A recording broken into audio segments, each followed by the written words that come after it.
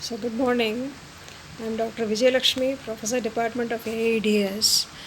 So we'll be seeing the topic process under operating system foundations. So in this presentation, we'll be seeing about process. What is a process? What is process concept? What are the process states? And what are the different process scheduling methods? So first we'll see what is a process. So usually programs are stored in the hard disk, different variety of programs like Word document or Java program or C program like that. So once when a program, if you want to execute it, once when it is brought to the main memory, it will be called as a process. That is, a process means a program in execution. So process will be executed in a sequential fashion. So no parallel execution of instructions of a single process is allowed. So if you take a process, multiple paths are there. So the main coding program code will be there, that will be called as text section, and then a program counter will be there, process registers will be there, stack is there. So stack is a memory location which is going to store temporary data, and then many function parameters, return address, local variables, etc. will be stored in the stack. And then data section will be there, which contains global variables which are used by the program. Then the next part is heap, which is used for dynamic allocation of memory when it is requested by the process. So usually the program will be called as a passive entity which is stored in the hard disk.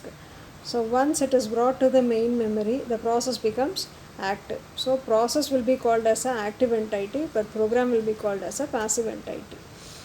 So program becomes process when an executable file is loaded inside the memory. So execution of the program started via mouse click or command line entry. So different ways are there. You can execute a process or program.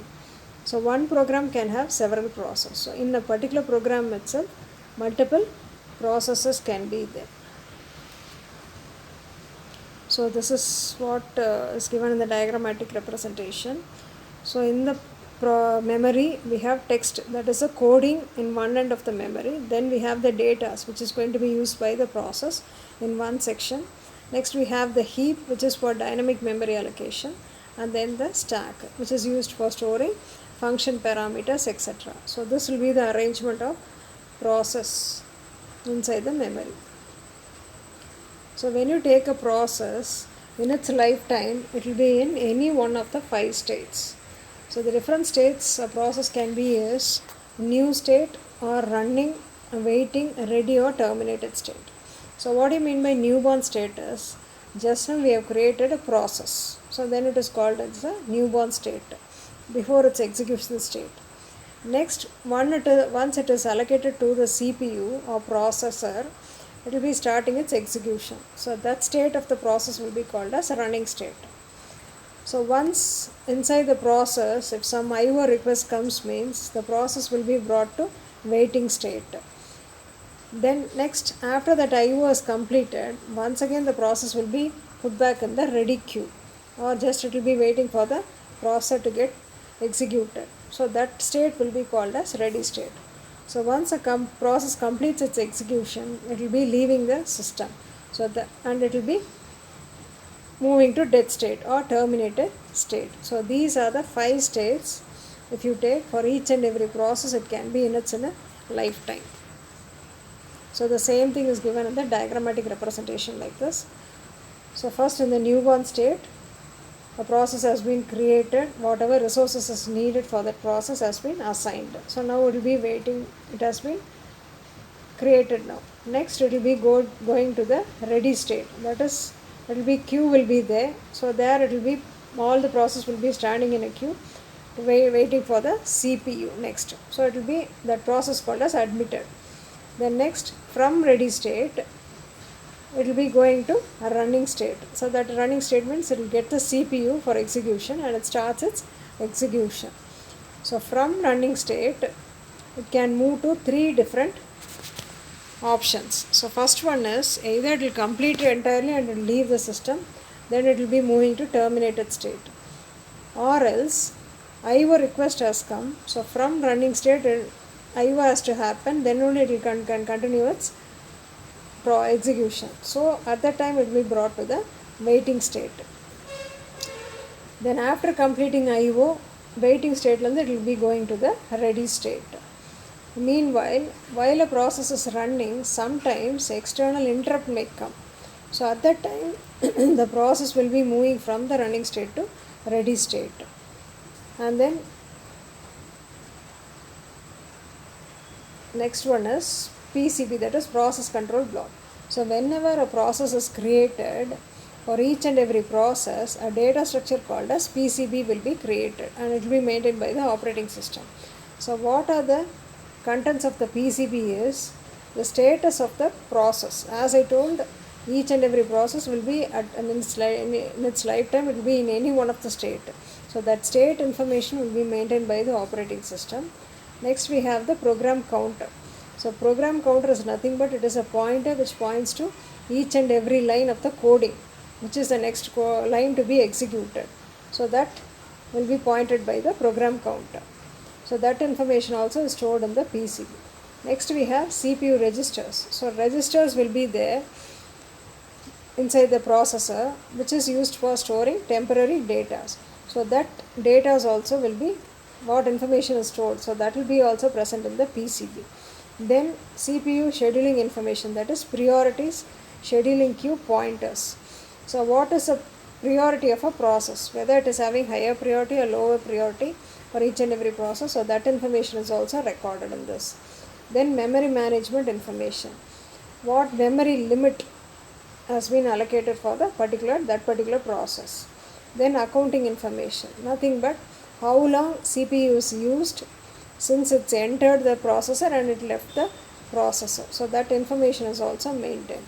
Then IO status information, what are the IO devices which is held by this particular process, and if it is sometimes using some of the files, means what are the files which are being used or held by this process. So all this information will be stored in the PCB for each and every process.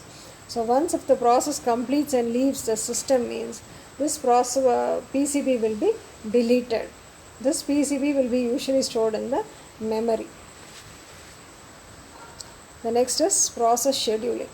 So when the process, when it is moving to the ready queue, means many processes will be standing in the ready queue.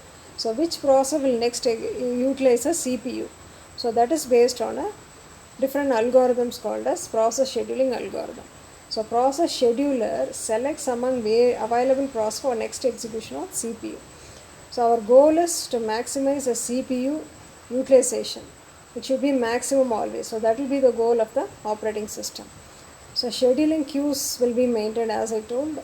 So two types of queue will be there. One is a ready queue, that is a process will be standing in a queue next to get executed by this processor. Next will be wait queue. So this wait queue is for IO devices. So many process will be waiting for IO request. So there a queue will be formed. So that queue will be called as a wait queue. And the processes can migrate between different queues based on their priority. So now we have the ready queue. So process standing in the ready queue. So from ready queue they will be either going to the CPU for execution. So once if it gets a CPU, it will move to the running state. Then from running state it can go to different states like this. So either IO request has come in that particular process, then it will be going to a waiting state. Process state will be in waiting state. So it will be put back in a IO queue. Then next IO will be getting completed. Then again it will be put back in the ready queue. Or else time slices expire. So each and every process will be given some time slice. So when the time slice is expired, means once again it will be removed from the CPU and it will be put back to the ready queue again. The next option is this current process, that is the parent process, has created a child process. So child process will get executed. Once a child process terminates, again it will be put back in the queue. The next one is if any interrupt comes, so that should be again handled. So interrupt comes, so once that is over, then again it will be put back in the ready queue. So this is how processes are scheduled based on the whatever event has happened. So once a process switching takes place, that is CPU is removed with one process and it loaded with another process, what happens is that process is called as context switch. What happens is the contents, the status of the process will be stored in the PCB, that is what is the contents of registers and what is the state of the process, etc. So as such it will be saved in the PCB, and then the new process will be loaded in the CPU. So that process PCB again will be loaded. So this process is called as context switch. So for each and every process changing or scheduling happening, this context switch will be happening between the process. So when CPU switches to another process, the system must save the state of the old process and load the saved state for the new process. So context of a process represented in the PCB, and it is a pure overhead. This is actually a time consuming process only for OS. The OS will not do any process during this context switching. The more complex the OS and the PCB, the longer the context switch. So the time taken for this context switching will be more when the OS is complex.